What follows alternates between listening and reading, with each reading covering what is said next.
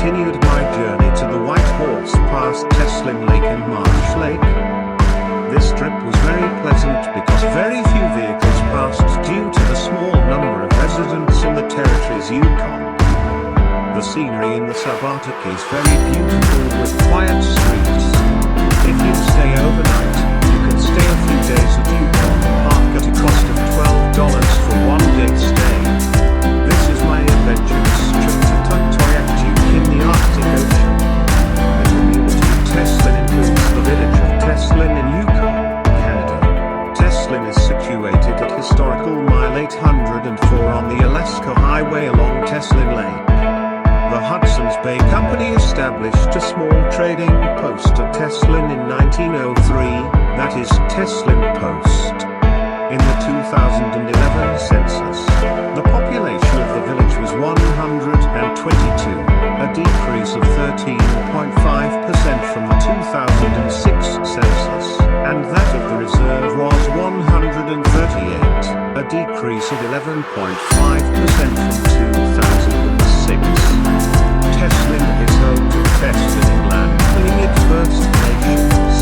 The name Teslin came from the Tlingit word Teslintoo. Teslin has one of the largest native populations in Yukon. Much of the community's livelihood revolves around traditional hunting, trapping and fishing. Teslin Lake is a large lake spanning the border between British Columbia and Yukon, Canada. It is one of a group of large lakes in the region of far northwestern BC, east of the upper Alaska Panhandle, which are the southern extremity of the basin of the Yukon River, and which are known in Yukon as the Southern Lakes. The other major ones in the group are Atlin Lake and Tagish Lake, but include Bennett and Lindeman Lakes, the headwaters of the Yukon River itself.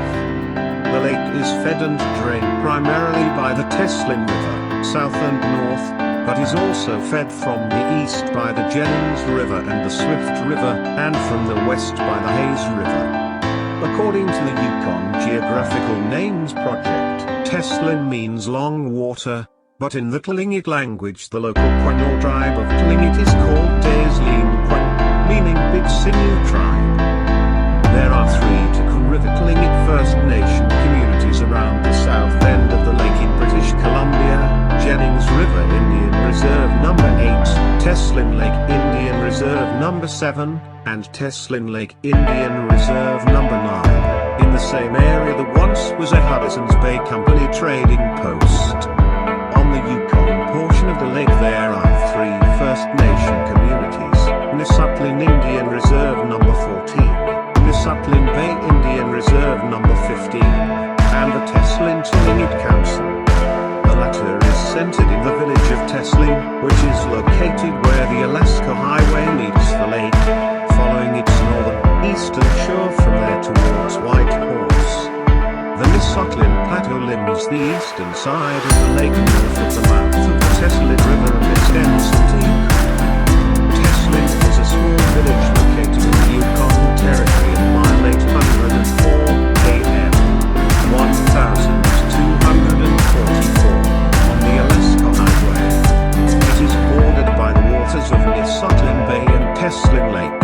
Until the turn of the century this was the summer camp or meeting place of the Tlingit tribe from southern Alaska.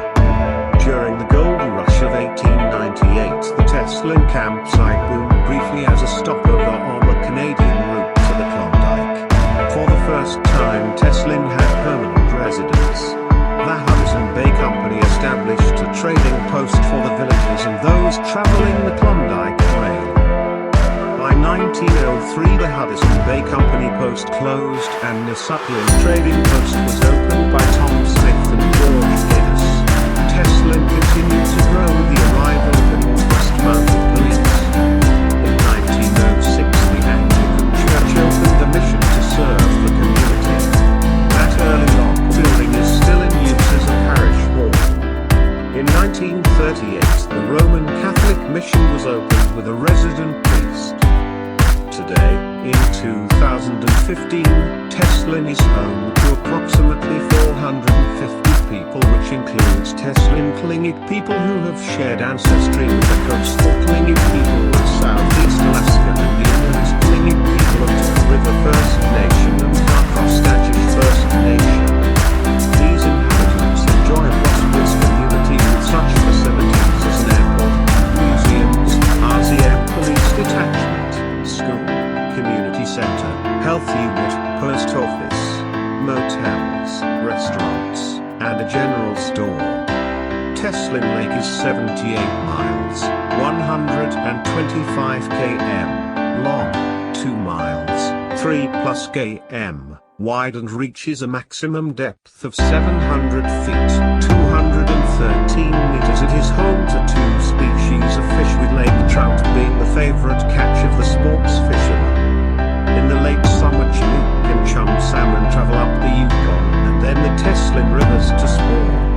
Autumn brings many hunters to this area for ducks, geese and moose. A public boat ramp and launch are situated on the north side of near Atlin Bridge. This bridge is the longest span on the entire Alaska Highway.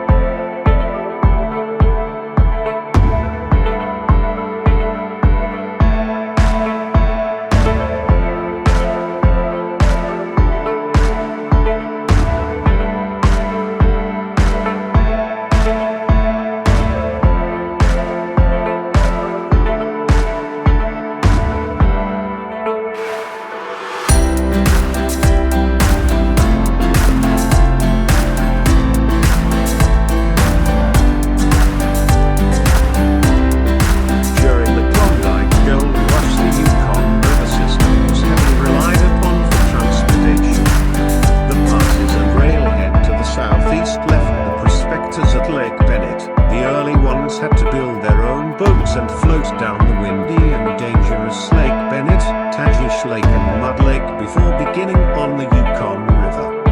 A network of steamboats was soon developed and they began ferrying passengers to the rapids of Canyon City just outside what is now White Horse.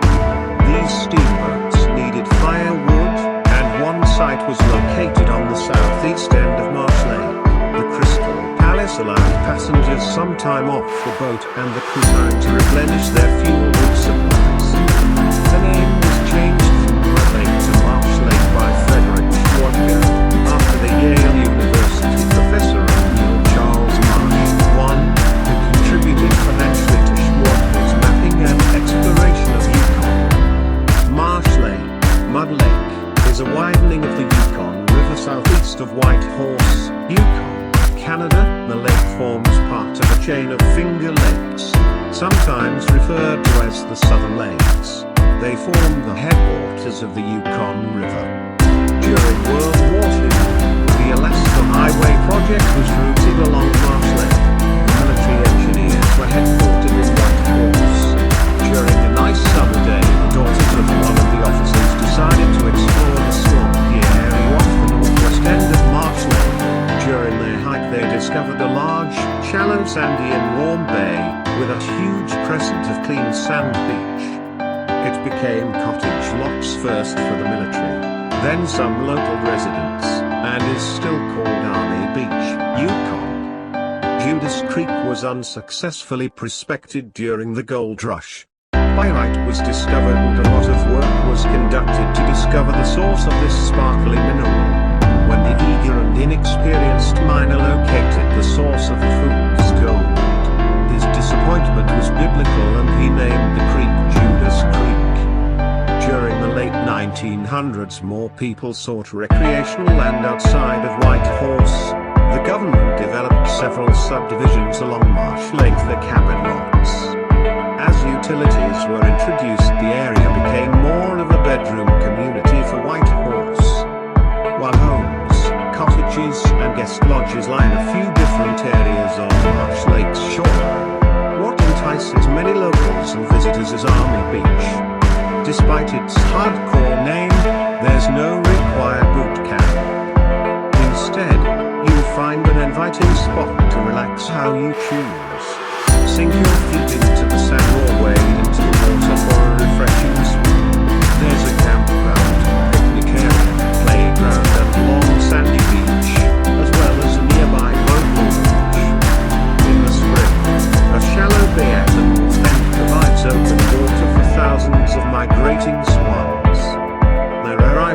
considered the true sign that spring has returned, and the popular celebration of Swans Festival each April draws bird enthusiasts of all ages to the Swanhaven Interpretive Centre.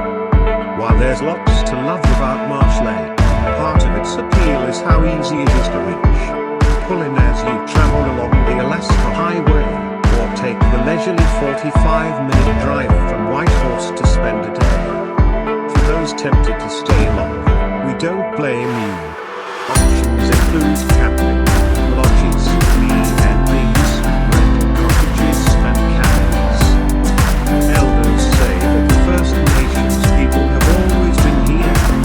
Origin stories tell of the beginning of time when Raven, Earth Mother and other powerful beings made the world safe for people. Oral traditions and archaeological evidence document the ways of indigenous ancestors on this land for more than 12,000 years. They followed well-defined seasonal routes, knowing the best places to hunt, fish and gather foods and other resources needed throughout the year. Today in the Yukon, 11 of the 14 Yukon First Nations have signed their self-government agreements.